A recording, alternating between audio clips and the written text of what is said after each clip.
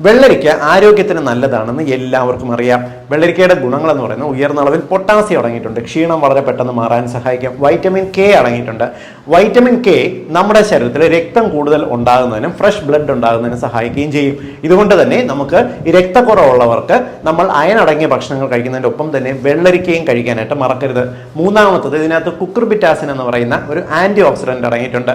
കുക്കുർബിറ്റാസിന്റെ പ്രത്യേകത എന്ന് പറയുന്നത് ഇത് നമ്മുടെ ശരീരത്തിലെ അലർജി ടെൻഡൻസി കുറയ്ക്കാനായിട്ട് സഹായിക്കും. മാത്രമല്ല ഇതിനെക്കുറിച്ച് നടത്തിയിട്ടുള്ള പഠനത്തിൽ ഇത് ഹാർട്ട് അറ്റാക്ക് ടെൻഡൻസി കുറയ്ക്കുമെന്ന് കണ്ടിട്ടുണ്ട്. അതുകൊണ്ട് വെള്ളരിക്ക ദിവസവും പതിവായിട്ട് കഴിക്കുന്നത് നല്ലത് തന്നെയാണ്.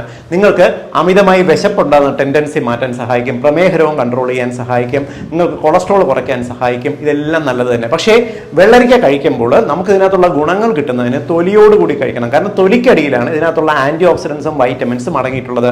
അതുകൊണ്ട് കട്ടിയുള്ള വെള്ളരിക്ക ആണെങ്കിൽ പോലും തൊലിയോടുകൂടി ചെറുതായിട്ട് അരിഞ്ഞ് കഴിക്കുന്നതാണ് ഏറ്റവും നല്ലത്.